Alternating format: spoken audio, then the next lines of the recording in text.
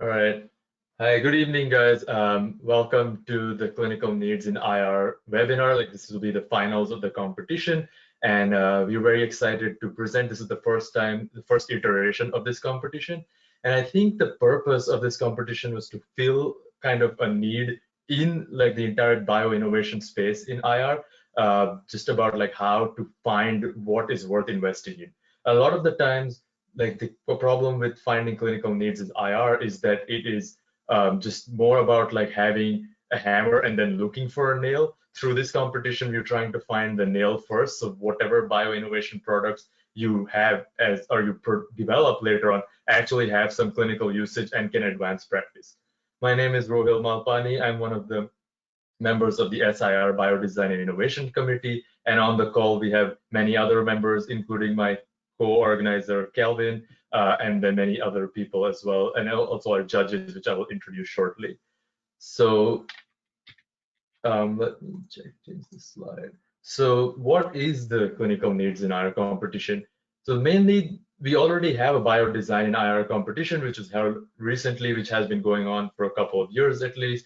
And that competition takes you through from the beginning of finding a need as well as designing a product to fulfill that need. While that is an amazing competition, it is obviously also more time consuming, which is as medical students, they often do not have the time to do that. Plus, it also a lot of medical students who want to get involved in the biodesign space, especially strong interest for many medical students looking to go into IR.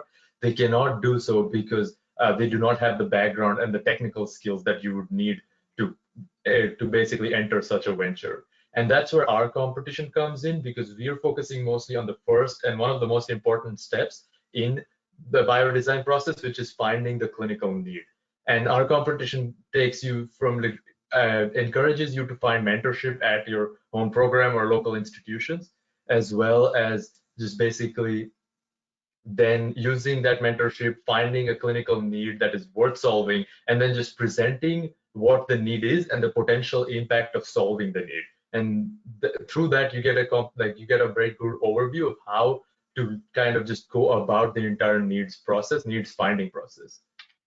So the timeline that we had for the competition this year, I mean, initially, Kelvin and I, when we joined the SIR Biodesign Committee in March or April of last year, we were thinking about organizing a competition of this sort. And over the summer, we developed a framework of how we were going to do this. In November, we opened registrations, and we had the first clinical need module emailed out with the registration. And December 15th, we had the initial submissions due. And then in February, we had the submission deadline for the first round with the upload of the 2-page written proposal. And March 1st, the proposal was the final proposal presentations were due. And today, April 1st, we have the face-off between the two, the 4 finals, I guess, not two, at the webinar. And I think one of I want to give a shout out to Travis, who was involved in basically making the 3 modules, which were very helpful for all of the finalists to make this presentation happen. So you'd want to introduce our judges as well as the teams that will be participating today. And a huge thank you to everyone on the Biodesign Innovation Committee, Brianna, and as well as Selena for all of the help in marketing, as well as getting this webinar to happen in the first place. In terms of our judges, so firstly, we have Dr. Robert Liddell. He is an assistant professor of radiology and surgery at Johns Hopkins School of Medicine. His research focuses on interventional oncology, immunotherapy, biomedical engineering, as well as device development. He received his bachelor's in medicine and surgery at the Royal College of Surgeons in Ireland, and he completed his radiology residency and IR fellowship at Johns Hopkins. And then we also have Dr. Silin, who's an associate professor of clinical radiology and imaging, as well as the program director of the IR residency at Yale. His research focuses on AI, neoplasms, and image-guided biopsies. He received his medical degree at Boston University School of Medicine and completed his residency in diagnostic radiology at St. Vincent's Hospital and his IR fellowship at Yale New Haven Hospital. And I also want to recognize Dr. Silin for helping me navigate the entire application process as my home program director. So we have the 4 teams, and this is the order we have decided to choose for their presentations. So firstly, we'll have University of Maryland, and then we'll follow it up with Robert Wood Johnson, New Jersey Medical School, and the team from University of Southern California, and then finally we have the team SCTIMST from India. We want to recognize their extra effort, considering it is right now 4:30 a.m. in India, and for them to present their work here. So yeah, we can have University of Maryland start now.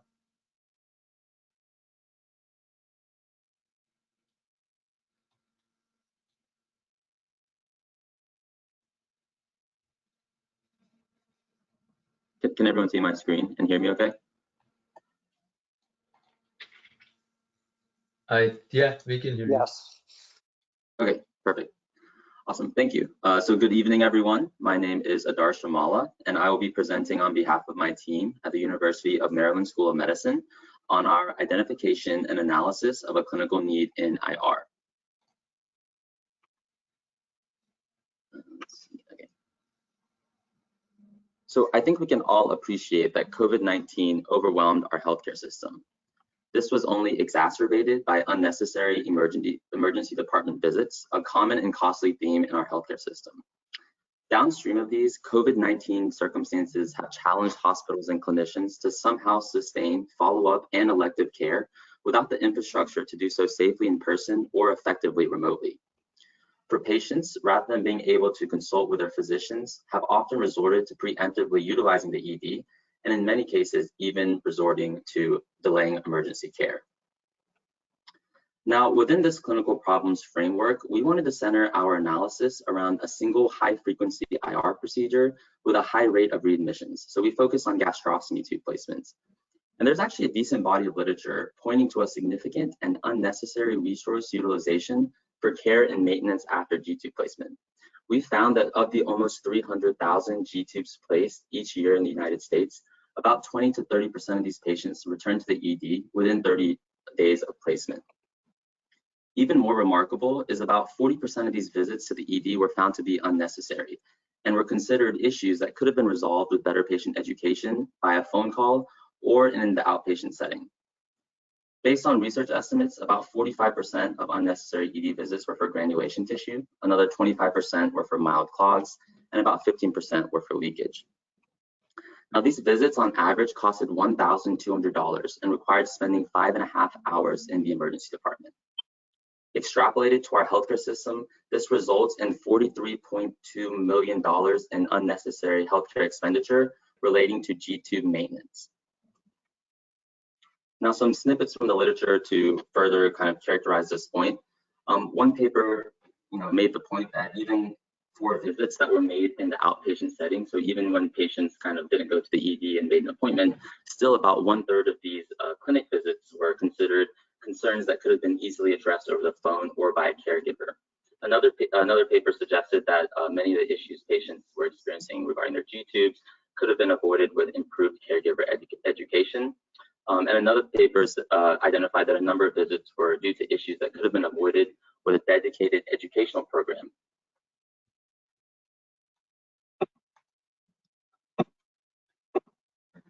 And so now when we look at data on ED visits within a year, the data are even more compelling. So the previous data we just looked at was ED visits within 30 days of placements. When we looked at ED visits within a year, we see that 83% of ED visits were not related to emergent concerns, with one study even finding that 33 patients visited the ED a whopping 138 times over a 2-year period. Now slowly kind of hinting at a solution, there was a study done called Pediatric Gastrostomy Tube Placements, Lessons Learned from High-Performing Institutions Through Structured Interviews, where institutions with a very low rate of ED revisits relating to G-tubes were identified, and clinicians there were interviewed on different aspects of protocols they implement in order to achieve success in terms of minimizing ED utilization. And when participants were asked to identify a single most important educational aspect that prevents visits to the ED, clinicians suggested things such as reinforcing the patient's expectations. So communicating to the patient that the majority of tubes leak and many will need wound care, and trying to focus on self-reliance. Other people said communicating to the patient, trying to help them know what to expect, and setting realistic expectations. The tube will drain, and good wound care will lead to success. And this same paper kind of distilled all the major points from their interviews into 3 main concepts, all towards kind of minimizing unnecessary ED utilization when it comes to G2 care. And the first is empowerment. So again, focusing on self-reliance, knowing when it's a true emergency. Another point was education, so giving guidance and making sure there's multiple exposures to education and implementing a standardized approach. And the last was availability, so making sure there is someone that the patient can consult with in order to better triage their complication in terms of identifying whether it is something that needs to be seen in the emergency department or it's something that can be handled over the phone or wait until the next day. And so we believe there's a need to remotely educate, support, and empower patients in the pre- and post-operative setting to improve patient outcomes and reduce unnecessary emergency department utilization in the COVID-19 era and beyond.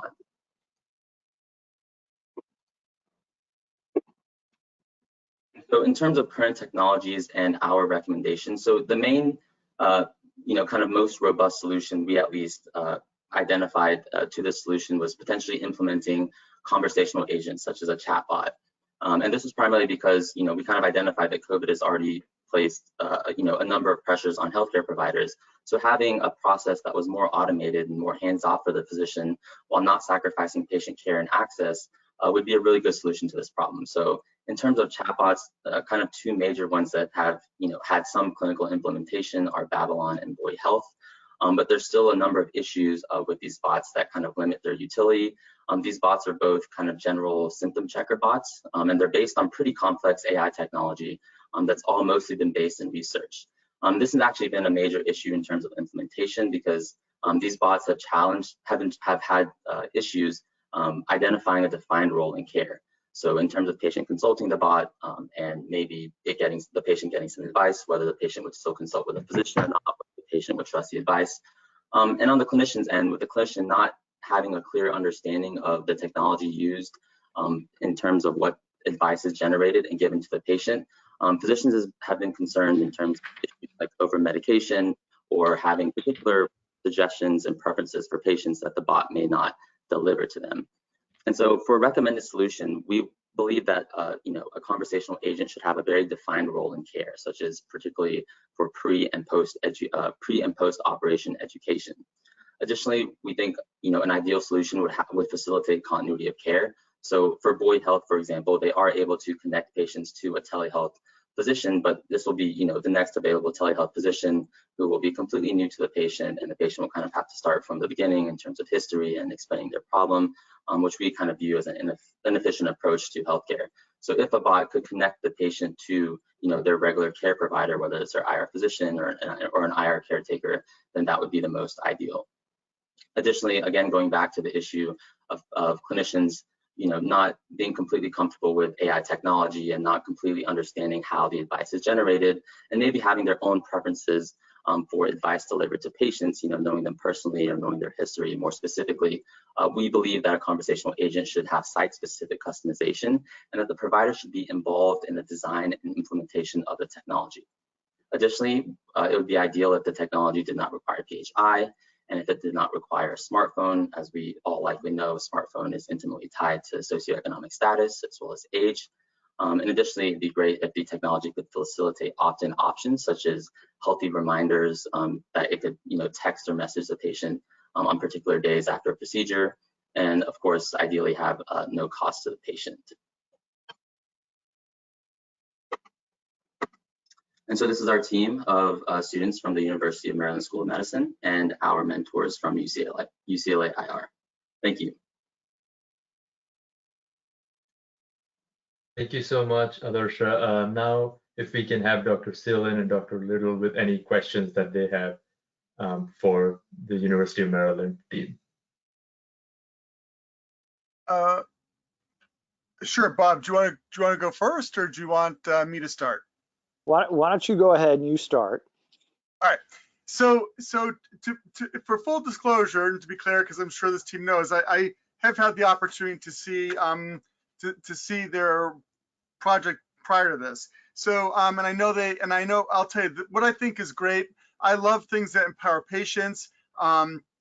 I'm all about expectations. So anything you can give to patients so that they're empowered to sort of take care of themselves, know their, you talk about their G tubes, to know their tube, to know their disease, to know their whatever they've got. I think that stuff is awesome. And I'm also all about expectations, right? I think we don't sometimes do a great job with that in IR, or how patients are maybe referred to us, right? People come all the time for a lung biopsy and they're like, they told me it wasn't going to hurt at all. They told me I was going to be in and out in 20 minutes. And we kind of have to reset their expectations. So I think this is a great, great project. It's a great idea. It gives people power. It helps them, understand what to expect and all that. But my concern was, and now that I know that I know you've had time to think about it, right? So my concern was for, chat bots and whatever, who's the person that's actually sort of, taking responsibility? Who's the one that's sort of quote unquote practicing medicine, right? So a patient, has their G tube put in, they're struggling with it, it doesn't seem to inject. Is some chatbot going to recommend, power injecting into it, and they could potentially be injecting into their peritoneal cavity? Who's responsible? Thank you, Dr. Sillon, and thank you for your really great advice for our bio design proposal. You had, an entire page of very detailed advice that was very helpful to make us think about difficult questions. So thank you again for that. I think the main way we've been viewing it is one, I guess the main idea would be to primarily market our solution as an educational tool rather than something that's really giving directions and directives. And I think another approach to, hopefully minimizing the unnecessary risk that may be involved with the chatbot is to really, kind of learn from small implementations of the device with patients as well as with clinicians, and identifying points in the language where something could be misinterpreted, or kind of like you mentioned, when there is something that might be suggested, such as, flushing the tube for a clog. In order to avoid that fluid going into the peritoneal cavity and identifying that as a risk, maybe first, via the chatbot, encouraging the patient to ensure their G tube is properly placed by applying some tension on the outside of the tube and ensuring that it's lined up with the markings on the tube. So I think, there's a couple of different approaches we could take to minimizing the risk associated with, patients maybe not being completely clear on directions, and even through the text and the words, kind of emphasizing particular things like, please make sure you read all these directions, and please make sure you do this slightly or this strongly, and also of course incorporating videos and pictures with the suggestions that are given to the patient. So yeah, I think the main two things will be first focusing on education, and then two, identifying the different points in the workflow that might increase unnecessary risk, and then either identifying them as something the patient needs to contact the clinician for or talk them over the phone for, or trying to provide additional educational materials that will make it something that's as low risk as possible. Great. And so let me follow it up with one more thing then. Your team has clearly done their research. I suspect, because I've seen how far along you are. So, someone understands software design very well. But so my question is about AI. I've seen some of it just go, while it's still in its learning mode, or the models are still being taught, it just go way out of line, right? Be crazy wrong, and we're all sitting around laughing. Look what it recommended. I mean, do you have something planned for how, like the advice, if you potentially go the AI route, that it'll be monitored, or you're just gonna, say we seem like we're pretty good, let's let it go? Yeah. So actually, based on kind of the conversations we've had with other clinicians, we actually will likely make this a platform that's actually very kind of robustly already having an established framework. And the AI will mostly be for kind of a natural language processing aspect, where if none of the options are available, or if the patient is having an issue that none of the options support, then they can kind of type in something, or voice send a message, and the AI technology will hopefully be able to identify it based on previous training data. But we actually would like to make the framework pretty, not involving AI a ton, just so clinicians will have a very clear picture of kind of what advice will be given to patients in particular contexts. And so it's something that they can feel comfortable advocating for their patients to use.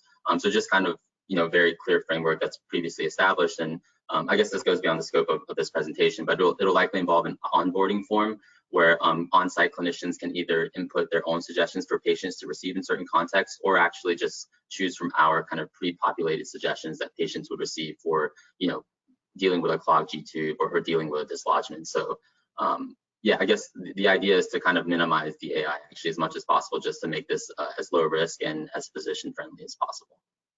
Yeah, that's great, because I think we've all had the situation where, patients come in and they've done their research on Google and they've got some crazy ideas. So I like that. That sounds great. Congratulations. You guys have done a great job and thought this out really well. Thank you. Super. So this is Bud Liddell, the other judge here. Darsha, it was a great job. I think you did a spectacular job presenting, and the slides were spectacular and very well done as well. I think from a needs assessment point of view, I think you identified a true need, as Dr. Sullen will attest. This is a big issue in our practice, whether it's G-tubes or ports or local regional therapies for cancer. We constantly have patients who have not had their expectations properly set, don't necessarily own their own healthcare, they're not empowered, and find getting a hold of us very, very difficult. So I think you hit upon some very, very important parts or aspects of interventional radiology, which not only apply to G-tubes, but just about everything that we do. Now, in developing your needs assessment, I'd like you to just tell us a little bit about what stakeholders did you talk to, and what did you find most important from some of them? Yeah, so I guess it was primarily coming from kind of bouncing off ideas from our clinical advisors at UCLA and a couple of our clinical advisors here at the University of Maryland. And I think, kind of the major points that you and Dr. Sullen have brought up regarding something that will minimize risk, but will also, make the patient feel empowered, and also something that, like you also mentioned, can be expanded to a number of procedures that IR does.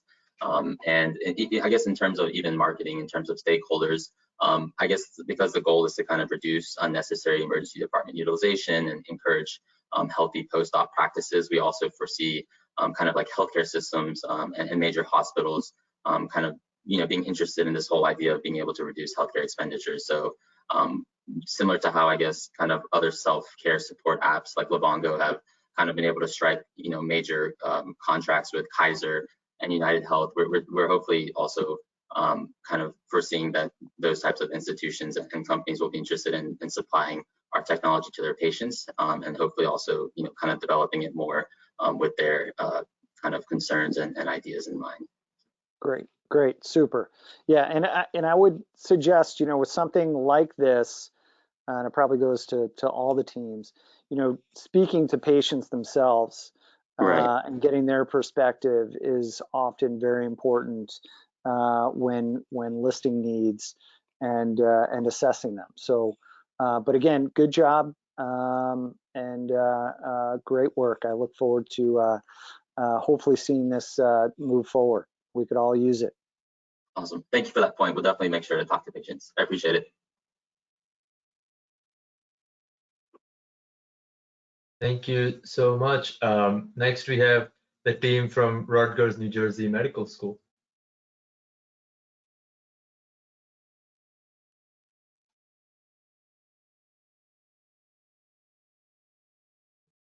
Hi, can everybody hear me? Yes. Okay. All right, well, hi, my name is Swathi. I'm from Rutgers NJMS, and I'm presenting my project on an affordable, portable, and reusable system for thrombolysis and aspiration. So every year, over 900,000 individuals in the US are affected by thrombi, leading to over 100,000 deaths. Additionally, with the 3 to 6 times increased risk of blood clots from COVID-19 infections, even more patients are now suffering from thrombosis conditions. As a result, thrombolysis and aspiration, the dissolving of and suctioning of thrombi from blood vessels, are among the most common interventional radiology procedures. And the devices currently used for these procedures are extremely effective in removing blood clots, but possess high costs and limited portability, and thus they're often inaccessible to those in underserved communities globally and difficult to employ in at-home procedures. It's estimated that 1 in 4 deaths globally are caused by complications from thrombosis, making thrombi the leading cause of mortality in the world. Yet many go untreated in areas that lack access to the existing expensive devices used for thrombus removal procedures. In fact, Dr. Luke Tomich, an endovascular neurosurgeon who helped provide feedback for this project, actually stated that patients experiencing blood clots on his mission trips to Ukraine often would go untreated because of insufficient funds and expensive equipment. So this global need and inaccessibility necessitates more affordable thrombosis procedures. In addition, because many individuals have chronic diseases, and with the ongoing COVID-19 pandemic, more individuals are confined to their homes now more so than ever before, there's also an increased need for at-home procedures. These procedures have benefits to patients in terms of costing significantly less than those that take place in hospitals, and in terms of improving patient satisfaction. And implementing more at-home procedures would actually be much more effective and feasible with a more portable device. So this brings up the need for a more affordable and portable reusable device for thrombosis removal to increase accessibility to treatments globally and to enable the use of more at-home procedures. Current industry standards for thrombolysis and aspiration devices include those such as the ECOS Ecosonic and the Boston Scientific AngioJet. And such technologies are very effective in removing thrombi, but they use complex mechanisms that contribute to their high costs. For example, Ecosonic uses ultrasound energy to enhance the activity of an already effective thrombolytic solution. And similarly, AngioJet uses reverse flow of the thrombolytic solution to create this negative pressure zone for a single path thrombolysis and aspiration procedure. Furthermore, while both of these devices are technically portable, their large sizes cause them to be difficult to transport without the use of a medical van or additional personnel. There are also disposable alternatives like the Teleflex Arrow and the Philips QuickClear, and they succeed at increasing portability and ease of use of devices for thrombosis interventions, but they also have their own limitations. These devices usually come with one built-in catheter size due to their all-in-one type of nature, and they can only be used for aspiration, and these can both impede their ability to remove larger thrombi. Plus, since they have a system that causes contact between the device itself and the aspirated thrombi, they're disposable devices that lack longevity for multiple procedures, and they still cost anywhere from $500 to $2,500, despite only being able to be used one time. So the current mechanisms used in these devices are either extremely complex, as in the reusable devices, and that leads to high costs, or in the single-use devices, they do have more straightforward pumping mechanisms, but there's contact between the aspirated thrombus and the device itself, and that limits its usability and reusability. So the proposed solution is a peristaltic pump, which uses a zero-contact positive displacement pump. A no-contact system would allow for only the catheter being used for thrombolysis and aspiration to come into contact with the pump, thereby preventing any contamination or clogs, and thus allowing for reusability. And plus, all positive displacement pumps are inherently reversible, so that would allow for pump flow both toward the site of the thrombus for thrombolysis and away from the site for aspiration. And you can see the mechanism of this pump in this diagram shown here, where the rotor rotationally turns, and while it does that, it pinches the tubing, and that causes solution to flow from one end to the other. And peristaltic pumps are actually really prevalent in industrial settings and have additional advantages, such as being self-priming, and that means that they can begin pumping before the solution even hits the pump itself, and can start from the very end of tubing, and they also lack backflow. They're also known for being able to pump highly viscous solutions, and even those made mostly of solid, which is essential to possibly aspirating thrombi. And this system would allow the pump to genuinely combine all of the advantages of industry standards, such as reusability, dual thrombolysis and aspiration functionality, and being able to incorporate a wide range of catheter sizes, along with the main advantage of disposable devices, which is portability. And on top of all these advantages, it would also be much more affordable. So the feasibility of implementing this technology can be recognized from inherent properties that I mentioned, lack of contact, being bidirectional, being able to be used with a large amount of solutes, no backflow, and so on and so forth. And these are actually established because of its heavy industrial use, as well as its recent implementation in ventricular support devices, where peristaltic pumps have actually been used to aid in the circulation of blood throughout the body, and this also can verify their abilities in the blood. And legally speaking, I have conducted a patent search into peristaltic pumps for thrombosis, and no such patents exist. And I've also created for this project a novel design that I unfortunately can't show today because of IP reasons, of a pump that can be used not only to conduct both thrombolysis and aspiration by reversing the pump's function, but actually can do it simultaneously in a way that does not currently exist. And I'm currently working with IP experts from the New Jersey Health Foundation who have verified that this is a patentable system and a procedure that they're going to help me in terms of moving forward with and filing and developing. So in terms of the market, like I mentioned, thrombosis is the leading cause of mortality in the world, and there's a clear need for a more affordable and portable reusable device for this. And the device also has potential to be used in a number of other applications that could similarly benefit from contact-free pumping to and from the body. It also has the unique benefit of being both portable and reusable, which no other device on the market for this function appears to be.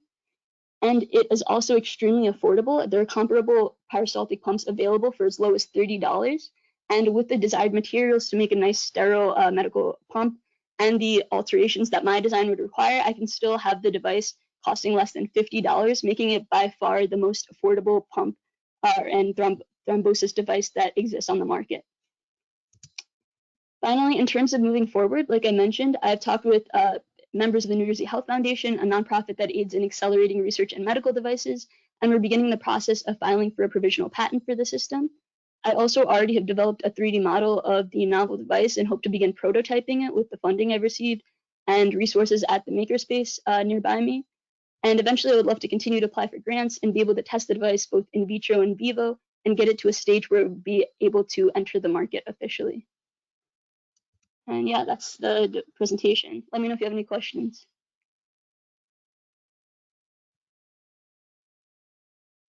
Do you want to go first, Bob, this time, or do you want me to start? Yeah, why don't I go first this time? We'll go back and forth here. Swathi, great job. Very interesting. You clearly have some excellent engineering background. That's pretty technical stuff. I think you did a great job presenting. I think your slides are pretty good. I think overall you did wonderful. I do have a couple questions. Okay. You know, the portability and the focus on the pump, I think, is great. I have a question, and when I read your prospectus initially, what jumps out to me is at-home use. Like, how are we going to use this at home? How do you envision this being used in a rural area, or let's say even at home? Yeah, so that's one of the growing uses for medical devices, to be able to be used at home, especially with COVID and a lot of people being restricted because of chronic diseases and so on. And I think for at home, what it requires is really a portable device. And this device would be able to be around 4 inches in diameter and just be able to be plugged into any outlet. So if a physician is traveling from home to home in order to do these kind of procedures, and it's a very, minimally invasive procedure that doesn't require a lot of equipment, I think they would definitely be able to just, plug this into the wall and have sterile equipment with them and be able to conduct a procedure really efficiently for a patient who can't leave their home under normal circumstances. So okay. And do you envision using currently available catheters or devices yes. that you would connect to your pump? Right. So this pump is actually made in mind with the fact that it can be used with a large variety of catheter sizes. That was one of the limitations of single-use and pumps, that they came with their own catheter. So this, as long as it's in like the range that the pump accommodates for, and I plan to make it a really wide range that includes any type of pump catheter sizes that are usually used for thrombolysis and aspiration, then it would be able to be fitted, and just the pressure on the catheter would differ a little bit, but it would be essentially compatible with any of them. Yeah. Okay. Last question. So how are you going to get that catheter where you want it to go? How are you going to deliver your catheter into the clot or to where you want to deliver it? Right. You can still use a guide wire with this functionality, as long as you just put it in the end of the catheter, because the catheter, like the device is made so that you can easily slip a catheter inside of it. And yeah, you'd be able to use any like catheters or guide wires, any kind of technology that already physicians would be using. So how at home are you going to get these catheters and wires into position? Yeah, so that's the thing. I planned for, hopefully it to be used with kind of handheld imaging that's recently come out, and that was kind of the goal with, I know that there's more physicians going abroad and at home visits using like handheld ultrasounds and so on and so forth. Awesome. And obviously that's a bigger restriction right now for the device. But if that were to be able to be accessible, this would be used in like almost anywhere that there's an outlet. Great, thank you. Yeah. Okay. Awesome. So let me tell you first what I really love. Okay, I love anything that's going to be low cost, that's going to really be helpful. And I don't know if you know this, but I'm very interested in global health. I've done a lot of work in Tanzania, and really stuff that's important to me. So there are a couple things that I, and so all that part's great. But then there are a couple areas where you sort of lose me for, and I want to make sure, because it sounds like you've already started to invest yourself quite a bit into this. And so let's say as a potential investor that I hope you'd sort of explain to me. So the first is, let's talk about, so you're talking about, people who present with thrombosis. And there are two ways you're talking about handling it, right? One is thrombolysis, where you're injecting something, and potentially have like an adjunctive thing to it, like ECOS or whatever. And the other is sort of aspiration, where you're trying to, basically suck clot out. And they're sort of handled very differently, right? And so let's start with where you're pumping something in. So we've actually been doing this a long time, basically with a very similar sort of pump that what you're talking about, right? So what we've done for a long time is we would put catheters in there. We call them infusion catheters, and they have a lot of little holes on them. And we would hook it up, many years ago, to urokinase, and we lost that. And then we started using TPA. And so that is exactly what we did. And the expense there is a catheter, but we basically were just using the IV pumps that you see hanging on the wall, which seemed to me very similar to the pump you've got. Is that sort of true, or do I misunderstand that part? Well, I'm not exactly aware about how IV pumps work. Do you know what type of pump they are? I think they work very similar, because you see them sort of squishing the tubing and pushing things forwards, and that's how they, maintain the exact amount. But you definitely want to look into that. And I'm sure when you do your patent search, although it sounds like your device has some very interesting art, and I can't wait to see that one day. So you definitely want to look at that, because remember, you're talking about low cost. ECOS and stuff like that is still proprietary, and that expense there is for those things. But for pure infusion, it sounds very similar to like an infusion catheter. So, but that's okay. You still get a good idea of that, and I'm still on board. But the second part of it, let's talk about is the other method. So one method is infusion. The other method is sort of aspiration, which you're also talking about, which really right now, it's huge, right? In the past year or so, I don't want to sort of mention names, but a lot of people have started to use, for instance, the Inari device, and we're doing a lot of pulmonary thrombectomies, for instance, right? But when you do aspiration and you do suction like that, there are two things. One is you tend to need like a large catheter and a big way to suck. And you talked about these pumps working very good even for viscous things, but I think they pump forward well for viscous things. I'm not sure how well they're going to aspirate, but that maybe you've got a good method for that. But the other thing I'm going to tell you is you need to be really careful about putting a catheter into the vascular system and then connecting it up to suction. You want to be careful for two things. One is you don't want to be aspirating lots and lots of blood. And the other thing is, usually I'll tell you, when we do suction thrombectomies, the goal is to do quick and short duration, right? So try and get you put it to a syringe, you suck out, whatever. The reason we tend not to do long duration of time is because we don't want to be fighting rethrombosis around our catheter, right? So presume you're gonna, use heparin or whatever, so you can probably overcome that. But also, it tends to be large volume quickly and lots of rechecks. So those are two things. I don't know if have you thought about those two things yet, or is that the first time you're? Yeah, no. So to address your first part about this being similar to the IV pumps that you used before, the novel part about this is the part that I couldn't talk about, how I can do it simultaneously, essentially thrombolysis and aspiration, and actually maintain the proper balance, which addresses, I guess, the third part of your question. So I know that you're worried about aspirating too much, but we're adjusting for that basically by having the sizes of the tubing basically be different on the thrombolysis side versus the aspiration side, and also having the ends of the tubing kind of have a different side, a different design. But I can't really talk too much about that, unfortunately. Got it. No, I understand how proprietary stuff works, and you have a provisional patent pending maybe, or not pending yet, and so you have to be careful how much stuff you release. I totally understand that part of it. All right, so then let me ask them the other thing. If you want to talk about a really cheap way to provide aspiration, it's just connecting to a syringe and aspirating. Is that right? And sucking. Is that sort of your competition, you think, then? Yeah, I mean, that would also be an effective way of doing it. I think the advantage of this is that you can have both in one. So you really have versatility. You have basically all the advantages of some of the industry standards, as along with that portability factor, and the affordability factor is the advantage of this device.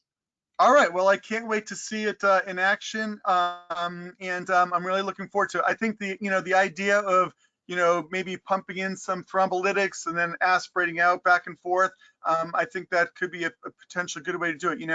We really do suffer with this disease process, and there's so many different ways people have been working on this. I like to tell my trainees, anytime there are lots of solutions to one problem, it's a good indication that none of them are great, and there's probably a lot of room for some work and some innovation. So congratulations and good job, and I can't wait to see it in practice. Okay, thank you so much. All right, thank you so much for that presentation. Very high tech. We're looking forward to seeing the results eventually. Next, we have the University of Southern California team.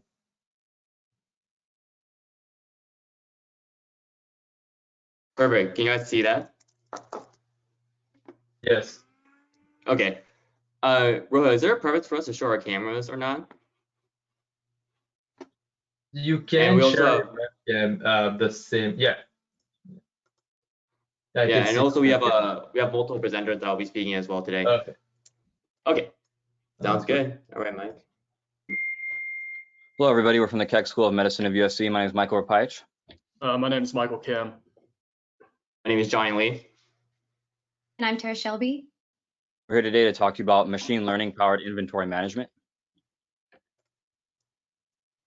When considering inventory management in IR, the question comes up of why does this matter? First things that come to my mind are several experiences that I've had as I've rotated through different institutions. Two stories in particular that I'll briefly mention. First one had to do with a pediatric patient that was receiving a GJ tube placement at my hospital of prior employment. Patient actually required sedation, and after the procedure began, the IR team realized that they didn't have the proper equipment or GJ tube sizing to implement on this patient. And so the remedy at that last minute was I had to actually drive over to Children's Hospital to pick up the proper equipment. While the patient was under sedation and the IR suite was unavailable to be used. And the round trip was, over an hour and a half. It ended up going well. But the next, another example of this was at a different institution, there was a TIPS revision procedure going on. And in about 30 minutes into the procedure, the IR physician requested a 12x6 catheter for placement. And the IR team realized at that moment that they only had smaller sizes available. The IR physician chose not to use the smaller sizes due to risk of catheter migration, and chose to use a more temporary solution of balloon dilation, which he estimated would give the patient an asymptomatic period of around 12 months, whereas the proper catheter insertion would have given the patient an asymptomatic period of 4 to 5 years. And there's countless experiences that I've had, and I'm sure more that I don't know about. And when considering these things, there's patient safety is a big issue, and it's compromised. And long-term outcomes could definitely be compromised as well, in addition to physician frustration being increased and overall productivity decreased, which has major economic implications as well. And from a survey of interventional radiologists and surgeons alike, they validate that it's an ongoing problem. Including physicians from the Stanford Biodesign Surgical Innovation Fellowship validated this issue as well.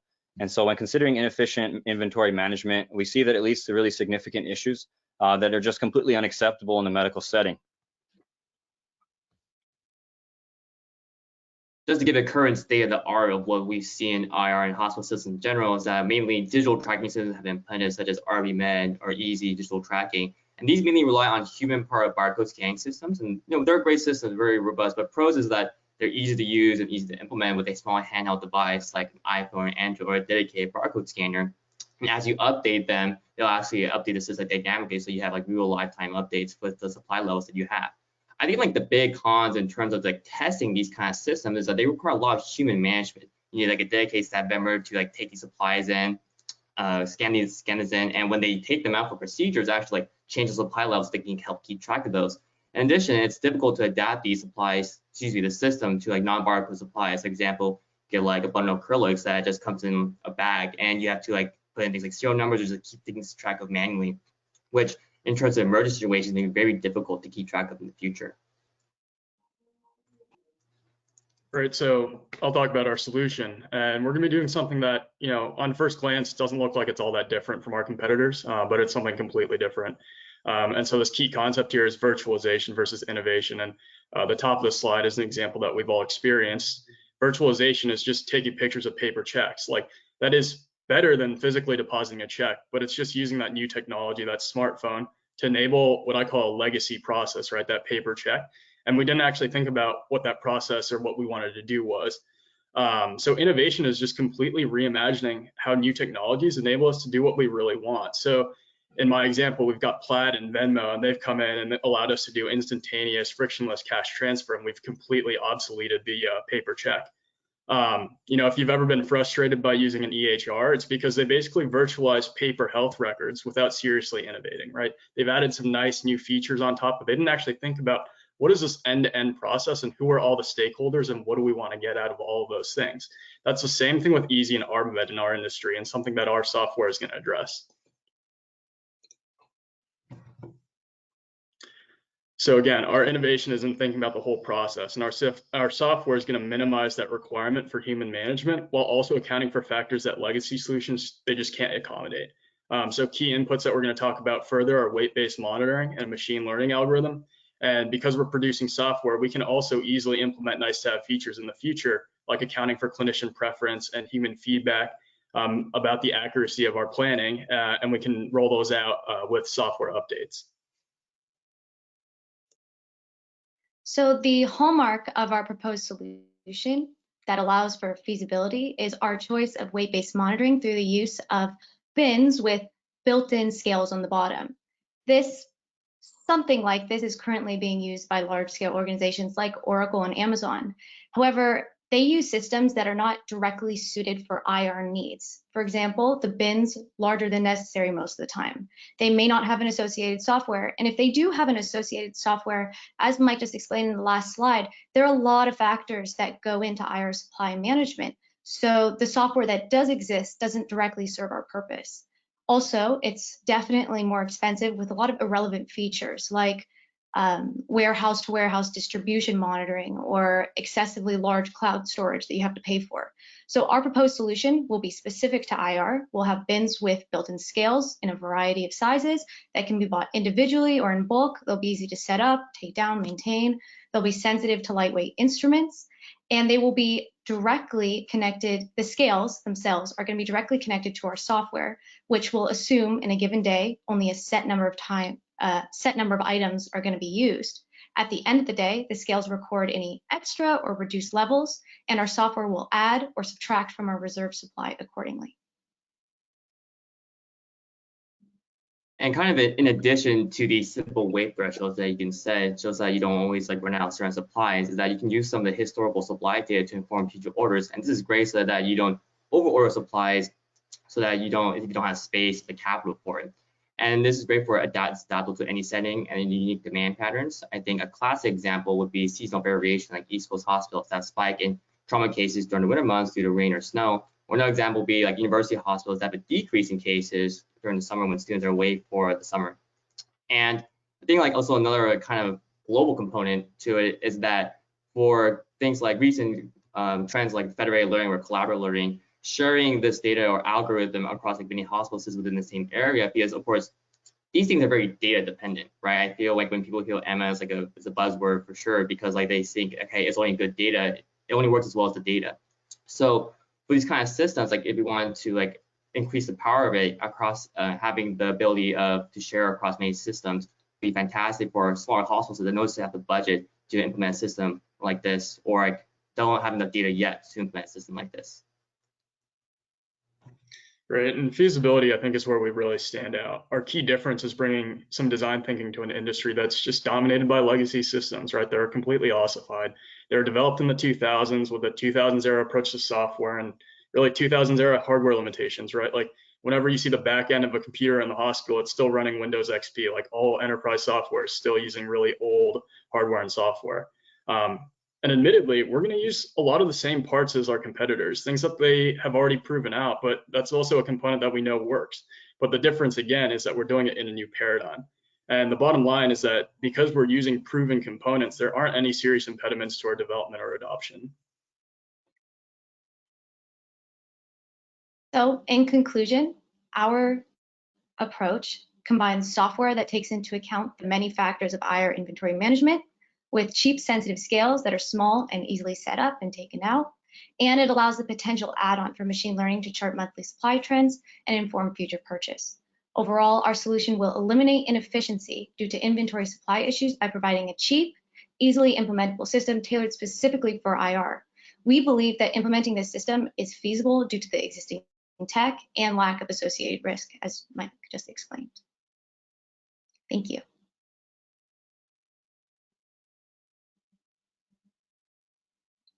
That was great. Let me start with what I think is really wonderful and really perfect. I can tell you approximately 4 hours ago, I was asking for a catheter. It's one that should have been in our room. You know, we're a pretty big place. We have, you know, there's what we call kind of like local stock, which is in each room. And then we've got our supply closets and whatever, which are, you know, down the hall. And then, I don't know, then there's stuff scattered throughout the hospital, like we share back and forth. And I just asked for a simple catheter, and, you know, the tech went to the cabinet and it's like, oh, I'll be right back. And so, like your generation would say, I literally waited forever. So I feel like I literally waited forever. I don't know if you ever came back. I finally ended up using something else. He could still be at the loading dock trying to find something. So yeah, this happens all the time. And you know, a good solution would really be wonderful. I hope we don't you know, some of the stuff we're supposed to talk about in timeouts, right? If you really need something specific, but certainly for a simple catheter, you wouldn't think that. So that's great. So let me tell you where I start to get worried and help me understand. So you say simple, you know, efficient, you know, sensitive scales. So is that really true? Because my impression is that for scales that really measure, that really need to be very, very sensitive at very, very low weights, you got to be so careful every time you touch them. They get miscalibrated, right? So I'm going to think, let's say you've got a scale and you're going to hook it up to a catheter rack, right? Maybe it only holds a few catheters. And I put a catheter on there that I use very, very rarely, but we have to have. Let's say a marking catheter, right? It's very low weight. We don't use them all the time because they're ridiculously expensive for no reason, but they have to be there. But I see the way people, me included, like tug on the catheter shelves. They pull, they grab, they whatever. Is it really going to stay sensitive to something that low weight when you're putting so much pressure on it? Are there really scales to do that? Yeah, Dr. Sohn, I'm happy to address that. You know, so I think one of the things is that the design of our bin is going to be important, right? Like we just have to make sure that all our equipment stays in place in a predictable way.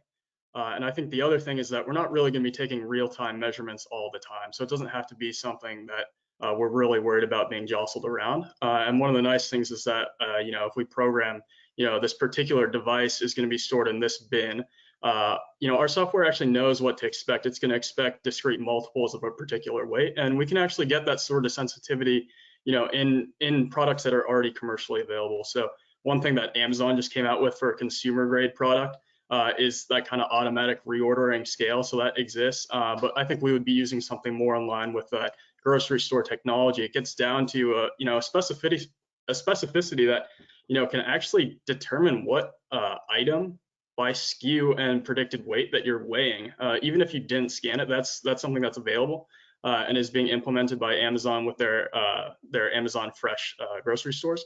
But yes, this technology is available, and I think one of the things that's important is that we're not going to be taking real-time measurements, and that we actually have pretty good prediction of what we're looking to expect, so that the software can easily pick up, are we within our normal limits, or has something gone wrong? And at that point, we may actually need a human intervention, but I actually don't think that being jostled around is going to be a significant issue for the equipment.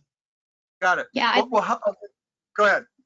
Oh, I was just going to say, I'd like to second what Mike just said about the software, that when we did the market research to see what was out there, scales were being used, but they were with larger products. But what I think is what differentiates us and puts us apart from the others is the fact that we have the software that can make that determination. I know you said earlier, like when there's so much in a field and nothing's used commonly, like an item is used commonly, that means something's wrong with it. So I think this would be our approach to fix what's wrong with it.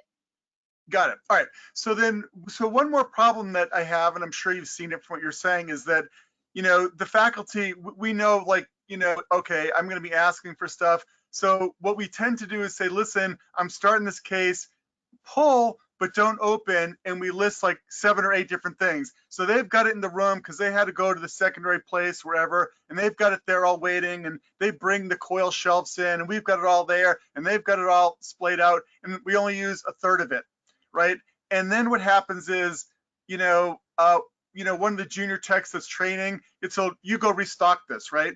Because it's good for them to learn where stuff is. And I can't tell you how many times it's like, I see someone go look at a rack for just a simple wire, and then they're looking for, a few back to find it because they've been misstocked. How are you going to, like, am I still going to need a person? Because, as soon as someone's stocking and restocking, how are you going to handle that sort of misstocking problem? So there will still need to be human intervention. It's not going to be completely based on machine to be a collaborative effort. But the difference is that if it's actually not restocked, it'll be known by the system through the weight-based scale and through the software. If it's not placed back in its proper area, then it'll take into account that there's a specific amount of items that there were at the beginning of the day, and now that there's a different amount. And so based on those differences, you'll know that that's not restocked. That error can still definitely occur because it's up to human error. But at least the team will at least be informed ahead of time and won't hopefully run into those issues at such a dire moment like last minute. Got it. And so have you, just out of curiosity, so we've got a lot of managers around. Did you get any feedback from some of the like the chief techs or the people that are in charge of stocking angio suites and what their thought process was?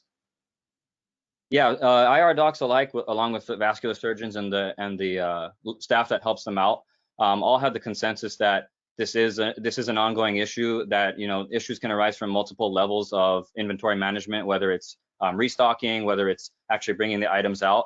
They all did agree that that was something that needed to be addressed. That's even addressed in other industries.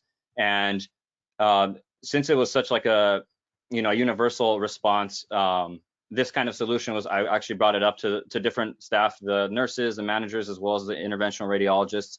And the feedback was pretty universal in that having a more automated system that reduces room for error is needed, and something that we would really need to implement. Great. And have you thought about how to handle things that are going out of date, that are stocked but have date issues? Or is that going to be implemented in your system as well? Expiration dates? Yeah, we can definitely have that also scanned into the software when that's put into the machine, and then have it automated and set up alerts that, okay, in 2 weeks or so, this, let's say, catheter is going to be obsolete, and then that would generate an automatic order so that the IR team would actually know to get ahead of that, and then submit an order to the product company to allow for that to come back to the institution on time and not really run into that during the procedure or even minutes prior to. So go ahead.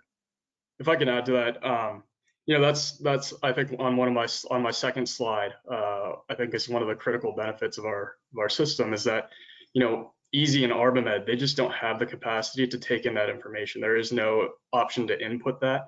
And if you had a better thought out software, because we are hoping that our software is eventually going to produce automated purchasing suggestions and things like that. So if our software is already talking to our distributors, that information about expiration dates and obsoleting, like that can come in from the distributor at the point of delivery.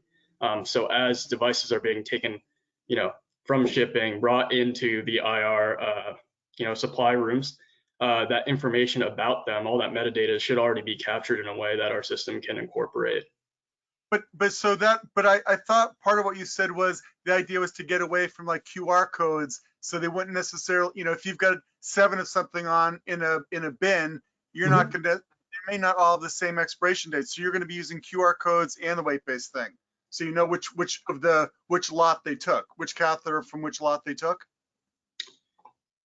I can't really get into like the specifics that deeply in specifics, but I will say, you are correct. We don't want to scan every device, but we're hoping that, if it's something that the manufacturer knows, if they know that they're shipping us 8 of these catheters, they're all in the same lot, that's information that we can incorporate. And then if it comes in without that information, we can also flag that as well.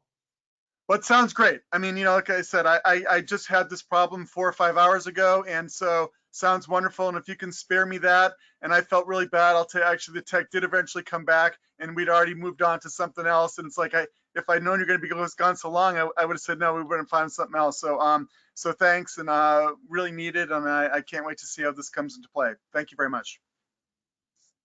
Thank you. Thank you very much. Great. Thank you. Great questions and great responses. Super presentation. I too, like most interventional radiologists, have had the same issues to the point where we actually are running a quality improvement project here at Hopkins, actually trying to quantify the amount of time a technologist actually has to leave the room during a case. And like you, Doug, what we try to do is we try to go over the case beforehand with the technologist so that they've pulled equipment, but inevitably you want something else, and inevitably the thing that you want is not in the room. And like you, while they're out rooting around in a different room, I just go ahead and make do with what I have, and half the time I eventually come through with what I had already, much to the dismay of the out-of-breath technologist who's run, down the hall. Yeah, no, it's all very interesting. And the weight-based monitoring, I think you answered one of my questions, which was, you're going to keep track of weights that are low and high. And my question was going to be, when would the weights ever be high? But I guess that would be, you sort of addressed that when something got put back in the wrong place. So if the weight didn't measure up and it was too heavy, that would perhaps be an item that was put in the wrong place or in the wrong bin. And then getting back to Doug's point, there are things like gel foam and a torque device that really weigh close to nothing. So these would have to be extraordinarily sensitive scales for a lot of the very light things that we use and small things. Let's see. As far as questions are concerned, again, I would hope that you'd pull in inventory staff. I think inventory staff in some ways try to purposely make it difficult for us to find things because they then have some sort of job security. Your solution may actually put a few of them out of work, and that may be an issue. But a real question about the schedule. So would your system be able to look at the upcoming schedule as far as an outpatient schedule, and therefore predict and move supplies around? Yeah, that's definitely the goal, to be able to kind of be integrated within the hospitals or the IR's scheduling system for X amount of weeks or months out. And see, you have this many portacath placements in the next however many time. So you'd be able to kind of anticipate how many of each item you'd need, and it'd be able to correlate that with the current stock. And of course, there are certain issues like trauma cases, which may fall through the cracks, but that's just the nature of IR and trauma. But with things that are scheduled for a long time out, it would definitely be integrated, and you'd be able to see that what inventory you need ahead of time, far ahead of time. Great. No, I think that's important. I think that's very important. Great. Well, thank you, and again, great job. Thank you. Thank you. And thank you so much, guys. Now we have the fourth and final team, Team SCTIMST from India, and Dr. Mondi will be presenting.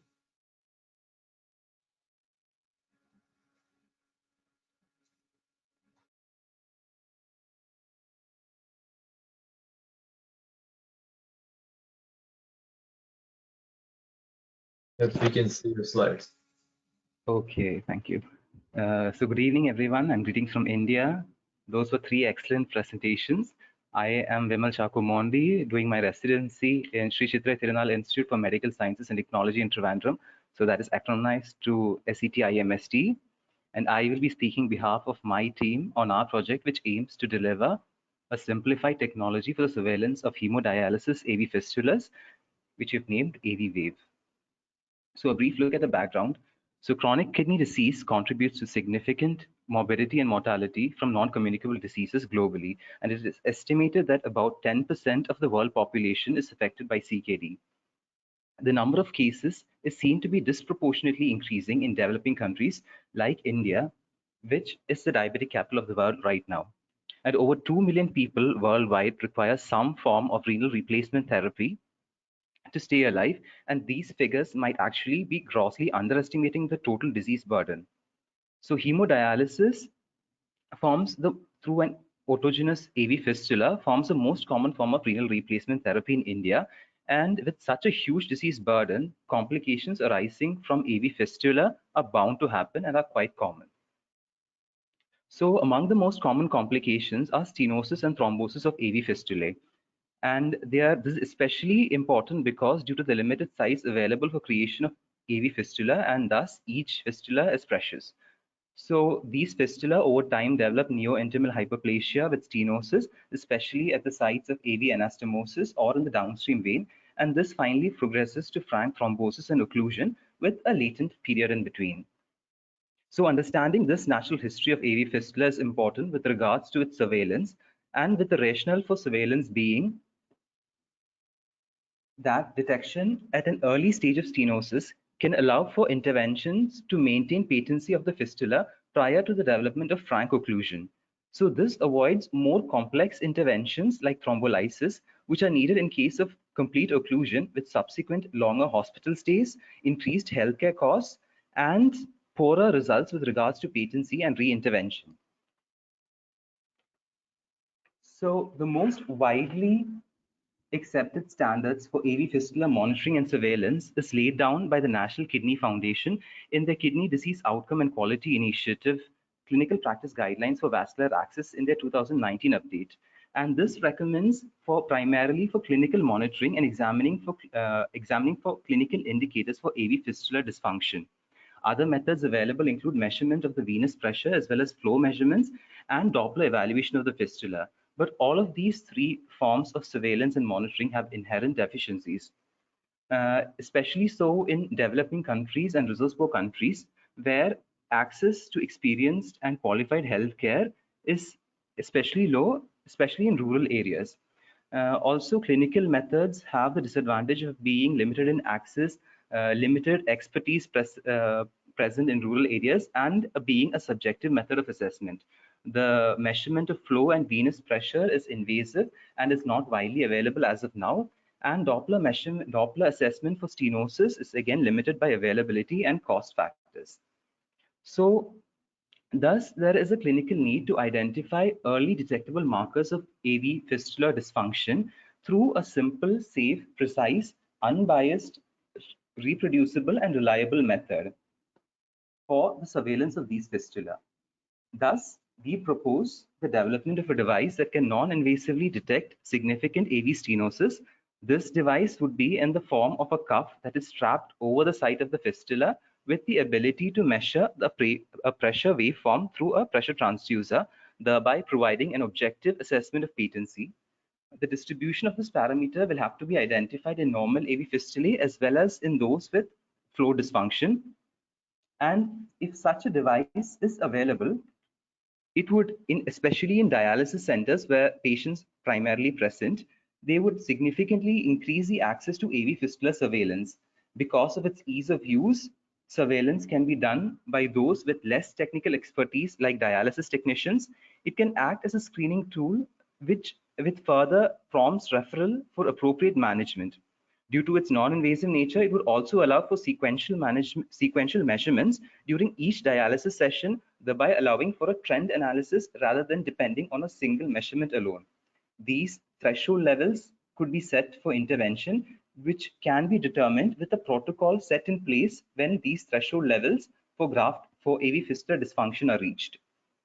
Also, it could help in early detection of primary failure of the AV fistula, and these might be ideal candidates who might benefit from interventions like balloon-assisted maturation of the AV fistula. So future directions, we further propose the creation of wearable devices which are based on the same principle, which can be linked wirelessly to smartphones and with an app-based monitoring system. This would alert the patient when these threshold levels of dysfunction are reached and would encourage a more active role on the part of the patient for management of their disease.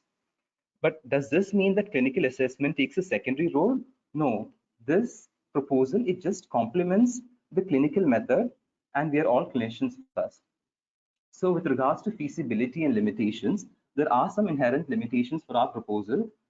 This device is still in the conceptual stage as of now, and we are in talks with the technology wing of our hospital, which is actually kind of overburdened with developing technologies for the COVID pandemic. So this is a bit farther down the pipeline. And this would also require considerable initial costs and funding in the form of research and development and clinical trials for getting those threshold levels. But the potential benefits resulting from this would far outweigh the initial expenditure. A proof of concept model would probably be available in 12 to 18 months, hoping that the COVID pandemic doesn't have a bigger wave in the future.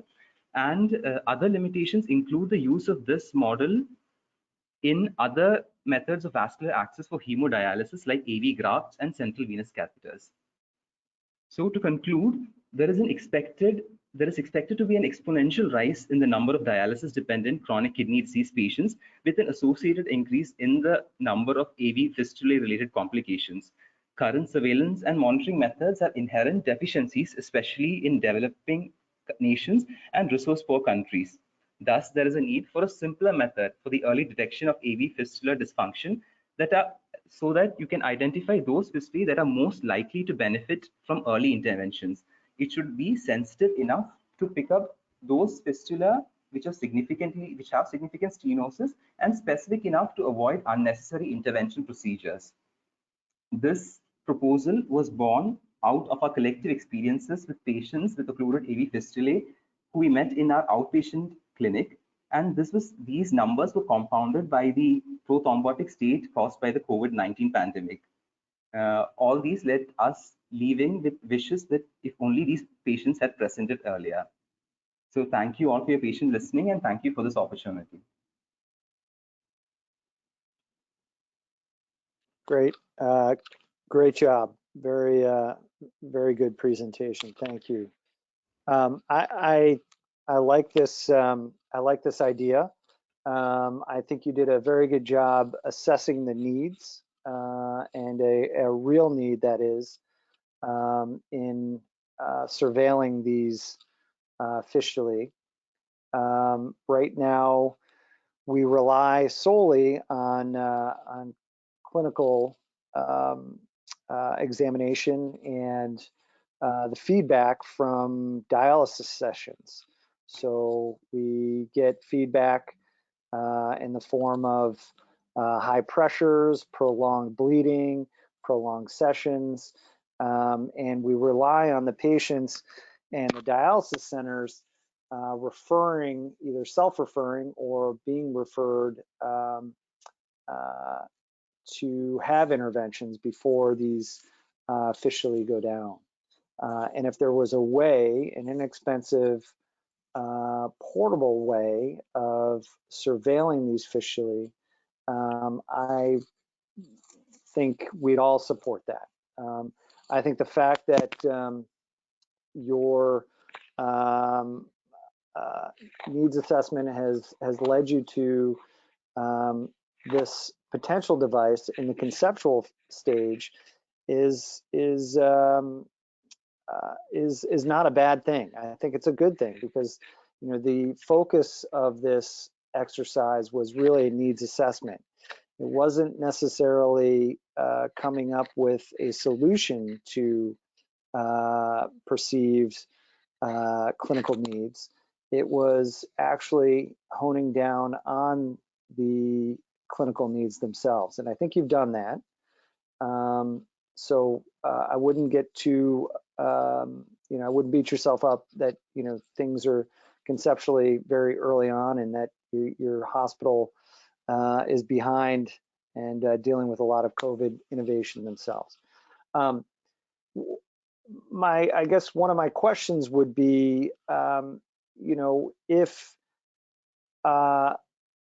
this was to be implemented, do you see that it would have to be an app or cell phone based technology? Do you see any other ways of perhaps making this even more accessible to rural communities and patients who perhaps don't have cell phones? Thank you, Dr. Liddell. Our primary goal would be the initial creation would be a device that would be available in these dialysis centers, because all patients would initially present to dialysis centers. So if they could monitor this, the pressure waveform of the fistula at each dialysis, and you get a trend, that could act as a screening tool for further prompt referral for further expertise and for tertiary healthcare.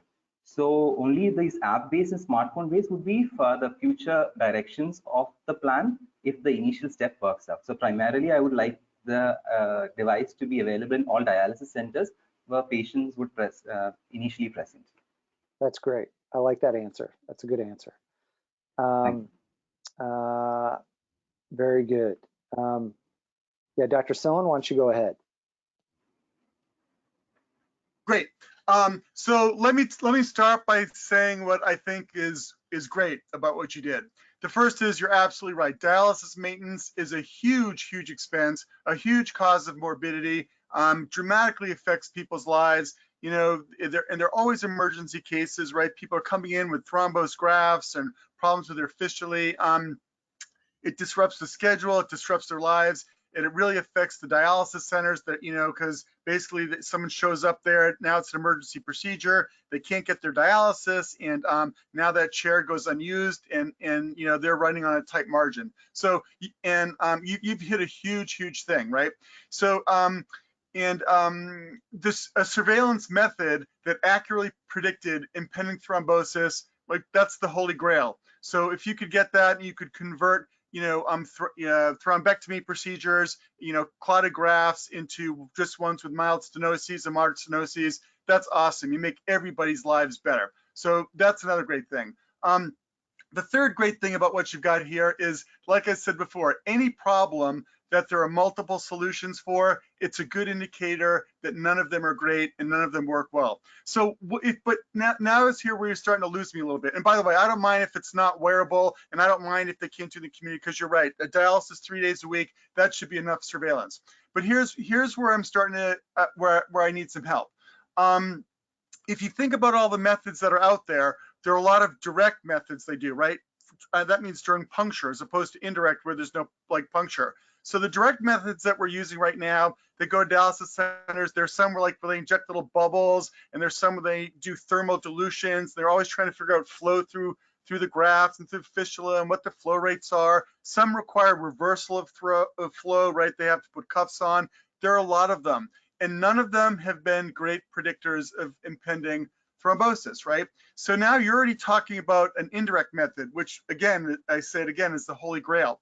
But what you're talking about is arterial blood pressure waveform, right? So my first question is, if you were going to explain to me as a potential investor, what is direct arterial blood pressure waveform, and why don't we do that? So what is a direct arterial blood pressure waveform? Did you know?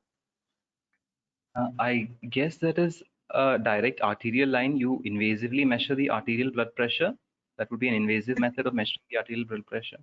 Yeah, exactly right, right? And they do it all the time. Pulmonary flotation catheters, we do it. You know, you just put an A line in and it gives you, and you get a continuous arterial blood pressure waveform. You get blood pressure, you get mean arterial pressure, you get tons of information. And it is incredibly, incredibly useful. So I'm still with you. But I guess, you know, you're talking about a surrogate method to determine an arterial blood pressure waveform, but do you have any idea why we don't do a direct arterial blood pressure waveform? I mean, that's a transducer is a very cheap, simple thing, right? We use them all the time. In fact, they don't work half the time. We say just throw it away and stick up another one, right? And so why don't, when we do dialysis and they puncture the graft or they puncture the fistula, why don't they just hook the needle up to a transducer and do a direct arterial blood pressure? These guidelines, they do mention these direct measurements of flow as well as pressure waveforms and venous pressure measurements. However, the current guidelines don't have enough evidence to recommend that as a first line, especially since firstly they are invasive. They have not seen that much evidence to like very preemptively diagnose insignificant stenosis. They are not, and in my situation, like in countries like ours, they are not widely available. Wherever I've asked, it is not available. So I guess these could be some of the reasons.